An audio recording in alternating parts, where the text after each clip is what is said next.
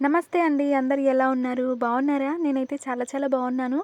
మీరందరూ కూడా బాగుండాలని మనస్ఫూర్తిగా కోరుకుంటున్నాను. Welcome back to our channel Priyaraju heartful life. Video చూసాక నచ్చితే గనుక అలాగే వెళ్ళిపోకుండా ఒక చిన్న లైక్ ఏసుకోండి. ఇంట్లో అయితే కరెంట్ పోయింది. అయినా సరే పాప ఏడవకుండా పైకి చూస్తూ ఆడుకుంటుంది. కరెంట్ పోయింది కదా ఏడుస్తదేమో అని నేను ఫోన్ టార్చ్ లైట్ ఏసుకొని గబగబా ఇంట్లోకొచ్చా. బయటికి తీసుకొచ్చి వాళ్ళ నాన్న చేతిలో పెట్టేసా. ఇంకా ఎండకి అటు ఇటు కొంచెం వాకింగ్ చేస్తుండ్రు. అమ్మ అయితే మేము లేచేసరికి అన్ని పనులు చేసేసింది. ఎట్లాగో మేము లేచింది లేటే కదా, ఇంకా ఇండ్లైనా ఊడుద్దామని ఇంకా సాప తీసేస్తున్నా. కనీసం ముగ్గేసేది ఉంటేనన్నా మార్నింగ్ లేవ్వాలనిపిస్తుంది, కానీ ఇప్పుడు అది కూడా లేదు. రీసెంట్గా కామెంట్ కూడా చూసిన, మీ ముగ్గు వీడియోస్ మిస్ అవుతున్నాం అక్క అని. మాకైతే మళ్ళీ మైల్ వచ్చింది, అందుకని ముగ్గులు అయితే వేయట్లేదు. అమ్మమ్మ అయితే చనిపోయింది, మా పాలోళ్ళే.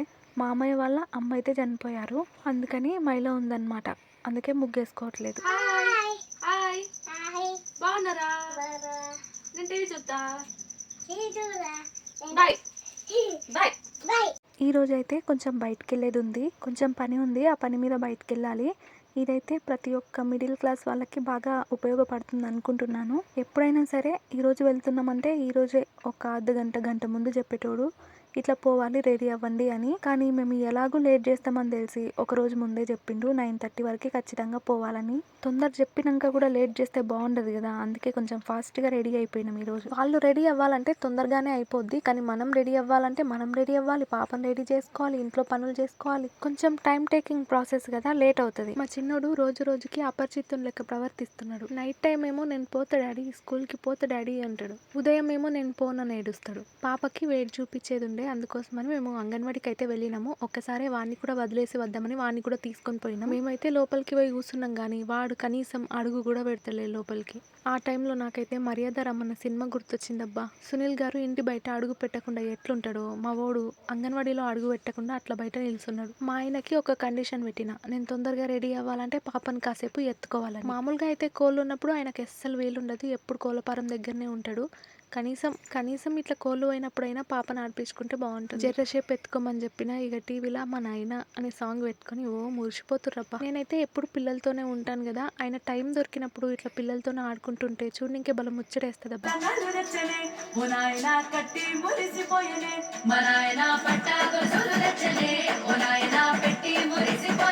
వాళ్ళిద్దరిని అట్లా చూస్తుంటే బాగుంది కదా. జుట్టు అయితే రోజు రోజుకి బాగా రాలిపోతుందబ్బా. ఇంతవరకు నేను ఊడిపోయిన జుట్టుతోని ఏమీ కొనలేదు, కానీ ఇప్పుడు కొనేలా ఉన్నాను.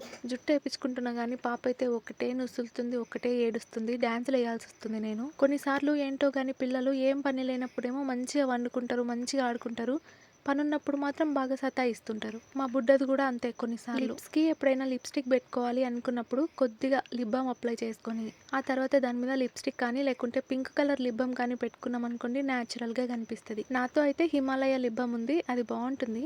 పెళ్లి కాకముందు నూనె పెట్టుకొని అసలు బయట అడుగు పెట్టిందే లేదు, కానీ ఇప్పుడు ఏకంగా వేరే ఊర్లకు కూడా ప్రయాణం చేస్తున్నాం. హెయిర్కి ఆయిల్ నిన్ననే పెట్టుకున్నా, ఇక మళ్ళీ ఏడ నెత్తికి స్నానం చేద్దునా అన్నట్టు ఇంకా అట్లనే జుట్టేసేసుకున్నా. ఈరోజు పిల్లలకైతే ఉల్లిగడ్డ ఎగ్ కర్రీ చేసిచ్చి పంపించింది మా పెద్దోన్ని. ఆ కర్రీ అయితే కొంచెమే ఉండే, ఇంకా అందుకని ఆమ్లెట్ వేసుకుంటున్నాను. ఏమైనా చేసుకోవాలి అనుకున్న ప్రతిసారి ఉప్పేయటం మర్చిపోతా, లాస్ట్కు గుర్తొచ్చి చేస్తా. నాకు ఎప్పుడైనా ఇట్లా రీల్స్ స్క్రోల్ చేసుకుంటా చూస్తున్నప్పుడు ఏదైనా సడన్గా ఐడియా వస్తుంది, ఇట్లా కాకుండా ఇట్లా చేస్తే బాగుంటుంది కదా అని చేద్దాం అనుకుంటాను. ఇంకా రీల్స్ స్క్రోల్ చేసుకుంటా కూర్చుంటాను. ఒక 10 రీల్స్ స్క్రోల్ చేసిన తర్వాత అసలు నేను ఏం దిద్దాం అనుకున్నాను అది మర్చిపోతా. యూట్యూబ్లో కూడా ఇంతే.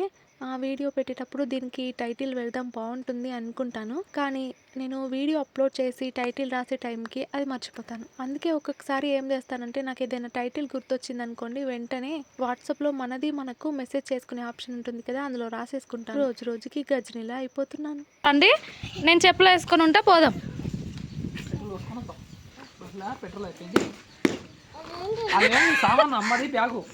నా హ్యాండ్ బ్యాగ్ ఉంది, ఉంటా నువ్వు పెట్రోల్ ఓపించుకొని రా. వాడు అంగన్వాడికి పోవాలంటే ఒక కవర్లో ప్లేటు బాటిల్ వానికి కనిపించకుండా బండిలో పెడతా. ఇప్పుడు కూడా ఊరికోదాం రా అని చెప్పినందుకు రెడీ అయ్యిండు. బండి ఎక్కంగానే వానికి అర్థమయ్యి ఏందది అని ఓపెన్ చేసి చూడనికి పోతున్నాడు. వాడిని పంపినికే ఎన్ని కథలు చెప్పాలనో. మేము ఆడికి ఉన్నట్లుగా చెప్పకూడదు, అల్లుకొని చెప్పాలి. ఇక పాపను రెడీ చేసి నేను రెడీ అయిపోయి వాషింగ్ మిషన్ లో అయితే బట్టలు వేసేసిన. అమ్మ ఉంటది కదా చూస్తుందిలే అని నేను వాషింగ్ మిషన్ లో బట్టలు వేస్తా, పైప్ పెడతా, ప్లగ్ పెడతా, స్విచ్ చేస్తా. నల్ల తిప్పటం మాత్రం మర్చిపోతానబ్బా. ఇక ఆయన అయితే మా బుడ్డుని అంగన్వాడీ దగ్గర వదిలేసి వచ్చిండు. మాకైతే నాగర్ కర్నూల్లో పని ఉంది, ఇంకా వెళ్తున్నాము. వెళ్లే ముందు అమ్మకి ఒకసారి వాషింగ్ మిషన్ మళ్ళీ గుర్తు చేసి బయలుదేరిన. నేను పాపతో ఏటన్నా బయటకు పోయిన ప్రతిసారి అనుకుంటా, ఎత్తుకొని యాస్టకు వస్తుంది కదా, అబ్బా చాలు ఇంకొకసారి అసలు బయటికే పోవద్దబ్బా అని. కానీ ఏదో ఒక విధంగా ఏదో ఒక పని మీద పోక తప్పదు. నేను జనవరి స్టార్టింగ్ లోనే ఒక విషయం చెప్పిన కదా, నాకు వచ్చిన హైయెస్ట్ శాలరీని ఏం చేస్తున్నాను అనేది చెప్పాను కదా. అయితే మేము అప్పుడు పాప పేరు మీద 50,000 కడదాం అనుకున్నాము సంవత్సరానికి. అలాగే డిసైడ్ అయినాము, అందుకే మీకు చెప్పాను. అయితే మనము 5 సంవత్సరాలు 50,000 కడితే గనుక 2,50,000 అవుతాయి కదా. మనకు పాపకి 25 సంవత్సరాలు వచ్చినప్పటికీ 15 లక్షలు వస్తాయి. అదే కొంచెం కష్టపడి 5 లక్షలు కట్టినాం అనుకోండి, పాపకి 25 ఇయర్స్ వచ్చే వరకు మనకు 30 లక్షలు వస్తాయి. అంటే 15 లక్షలు ఎక్కువ వస్తాయి ఇంకా. అందుకే కొంచెం కష్టమైనా సరే 50,000 కంటే 1,00,000 కట్టడం బెటర్ అనిపించింది. 1,00,000 అంటే మొత్తం ఒకటేసారి కాదండి, కొన్ని అయినా కట్టుకోవచ్చు. అంటే ఈఎంఐ లాగా కట్టుకోవచ్చు, లేకుంటే ఇయర్లీ 2 సార్లు అయినా కట్టొచ్చు. మేమైతే సంవత్సరానికి 2 సార్లు 50,000 కడదాం అనుకుంటున్నాము. 1,00,000 ఇట్లా 5 సంవత్సరాలు అయితే కట్టాలి. 5 లక్షలు. పిల్లలు పెద్దగా అయ్యే కొద్దీ వాళ్ళ ఫీజులు అవి ఇవి చాలా ఉంటాయి. అప్పుడు సేవ్ చేసుకోవటం చాలా కష్టమైపోతుంది మనకు.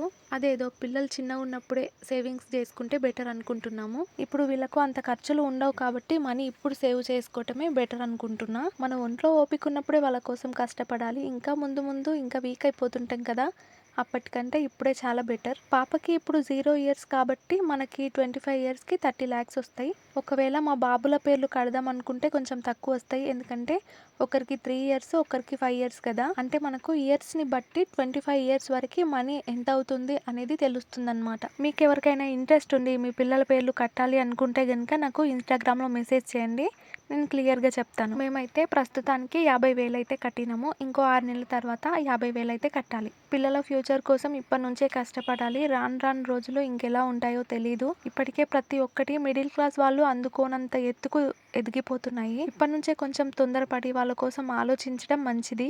రాను ఇంకా పరిస్థితులు ఎలా ఉంటాయో ఊహించలేమబ్బా. మా పిల్లల కోసం మేము ఒక ముందడుగేసాం. మీ పిల్లల భవిష్యత్తు కోసం మీకు ఇంట్రెస్ట్ ఉంటే కనుక నాకు ఇన్స్టాగ్రామ్లో మెసేజ్ చేయండి. విలేజ్లో ఉండే యూట్యూబ్లో మంచి సక్సెస్ తెచ్చుకున్నారు అన్న అభిమానంతో శ్రీజ మేడం అయితే మాకు శాల్వా కప్పి స్వీట్ తినిపించారు. మొన్న మేడం వాళ్ళు విలేజ్కి వచ్చినప్పుడు కూడా నేను వీడియో అయితే తీసి పెట్టాను కదా. మేడంకి అయితే నా తరపున మా వారి తరపున థ్యాంక్స్ చెప్తున్నాను. అక్కడ నుంచి అయితే మేము హాస్పిటల్ దగ్గరికి వెళ్ళాము. మా ఆయనకి కొంచెం హెల్త్ బాగలేదు. ఇంకా అక్కడైతే హాస్పిటల్లో చూయించుకొని మళ్ళీ ఇంటికైతే బయలుదేరాం. నాకైతే కరెక్ట్ టైంకి తినమని నీళ్ళు తాగమని చెప్తాడు, కానీ ఆయన పాటించడు. దానివల్ల హాస్పిటల్లో చూపించుకోవాల్సి వచ్చింది. పిల్లలకి ఎన్నిసార్లు చెప్పులు తీసుకున్నా సరే ఎన్నో ఒక దగ్గర వదిలిపెడతారు, మర్చిపోయి వస్తారు. అందుకే ఇంకా ఎప్పుడు తీసుకున్నా మామూలు చెప్పులే తీసుకుంటాము. అవి ఉండేది ఎన్ని రోజుల్లో తెలియదు కదా. అక్కడ నుంచి కూరగాయల మార్కెట్ దగ్గరికి అయితే వెళ్ళాము. రోజు ఇదొక తలనొప్పి. పొద్దున్నే వాడిని స్కూల్కి పంపించేటప్పుడు ఏం కర్రీ చేయాలి అని. మార్కెట్ దగ్గర అయితే మా అత్తమ్మ వాళ్ళు కూరగాయలు అమ్ముతారు. ఎప్పుడు వచ్చినా అక్కడే తీసుకొని వెళ్తాము. కానీ ఈరోజు వాళ్ళు లేకుండే, ఇంకా రాలేదేమో అనుకుని వేరే దగ్గర అయితే తీసుకుంటున్నాం. ప్రస్తుతానికి అమ్మ ఉంది కాబట్టి ఊర్లోకి వెళ్ళి కూరగాయలు తేవటము వంట చేయటము చేస్తుంది. కానీ అమ్మ గనుక వెళ్ళిందంటే మళ్ళీ నాకు చాలా ఇబ్బంది అవుతుంది. పాపను ఎత్తుకొని షాప్ దగ్గరికి వెళ్ళటం తెచ్చుకోవటం అవ్వదు కాబట్టి ఇంకా మా ఆయనకి తగులుకోవాలి. ఇక కొన్ని సార్లు అయితే మా నాన్నగారు షాప్కి వెళ్ళి రావటానికి హెల్ప్ చేస్తాడు. అంతలోనే ఇంకా మా అత్తమ్మ వాళ్ళు అయితే వచ్చారు.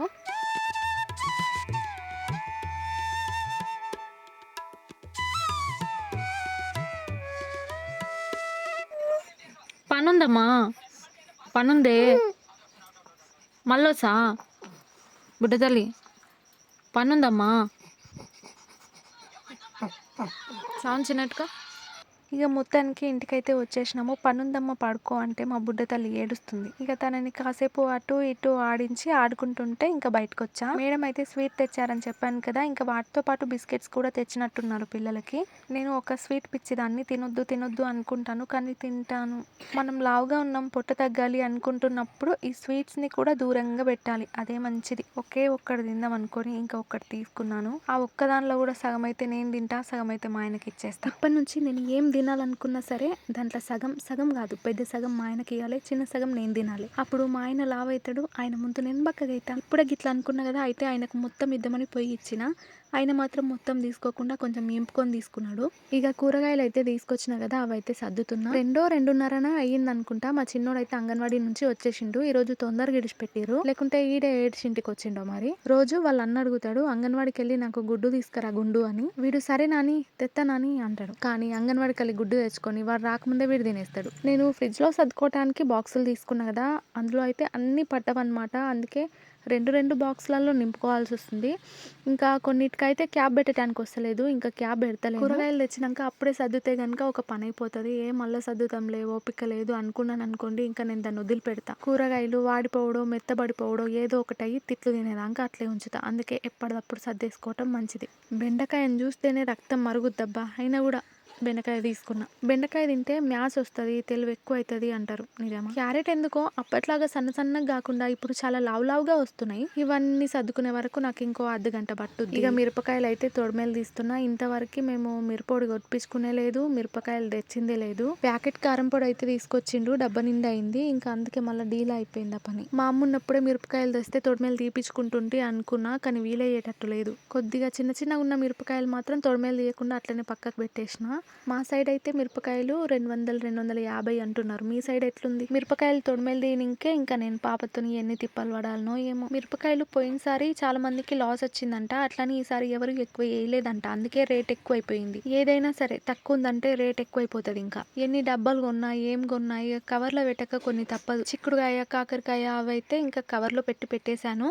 బాక్సులు ఉన్నాయి కానీ అందులో పట్టవన్నమాట, అందుకే ఇంకా కవర్లోనే పెట్టేసా. క్యాబేజీ తీసుకుందాం అనుకున్నా కానీ మా ఆయన వద్దన్నాడు. ఇంకా గోపి పువ్వు అయితే తీసుకున్నాను, కాలీఫ్లవర్ని. నాకు బీన్స్ అంటే బాగా ఇష్టం. బీన్స్ శనగపప్పు టేస్ట్ బాగుంటుంది కర్రీ చేసుకుంటే. కానీ బీన్స్ తీసుకుందామంటే నువ్వు మంచిగా చేస్తావని ఆ బీన్స్ తీసుకున్నాడు అవసరమా అని మా ఆయన ఇప్పియలే.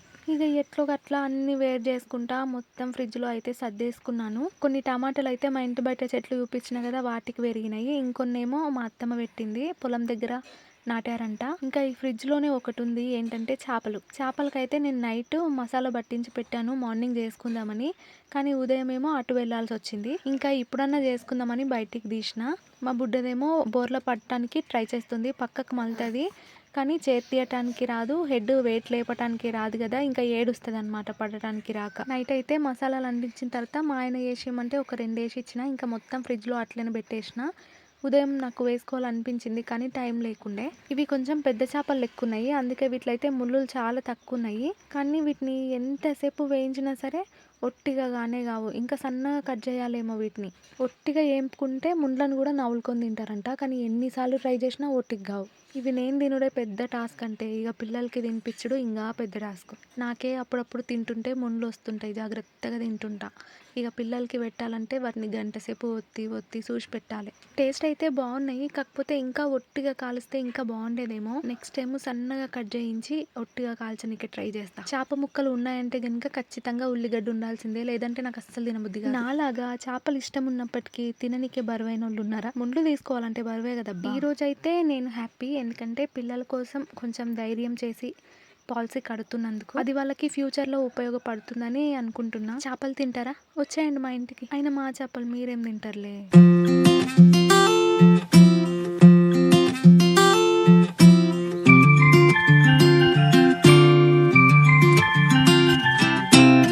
ఇక చేపలు చేసుడు అయితే అయిపోయింది. ఇక ఒక గంట సేపు కూర్చొని ముండ్లు ఏరుకుంటా తినేసరికి మస్తు టైం అవుతుంది. కానీ ఇవి చాలా మెత్త ఉన్నాయి, నాకు తినబుద్ధి కాలే. ఒట్టిగా ఉన్నాయి అయితే సూపర్ ఉంటాయి టేస్ట్. ఏయ్ బుడ్డమ్మ, నిద్ర వస్తలేదా? అయ్యా అయ్యా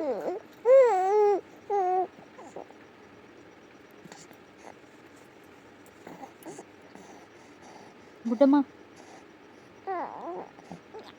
మా వాళ్ళందరూ వండుకున్నారు కానీ నేను మా బుజ్జితల్లు మాత్రం ముచ్చట పెట్టినాం. ఇక ఈ రోజటి వీడియో అయితే ఇంతేనండి. వీడియో ఎలా అనిపించిందో కామెంట్ చేసి చెప్పండి. వీడియో కనుక నచ్చితే తప్పకుండా ఒక లైక్ ఇవ్వండి. మీ పిల్లల పేరు మీద వాళ్ళ భవిష్యత్తు కోసం పాలసీ కట్టాలనుకుంటే మీకు ఇంట్రెస్ట్ ఉంటే కనుక నాకు ఇన్స్టాగ్రామ్లో మెసేజ్ చేయండి. ఇక ఉంటానండోయ్, బాయ్.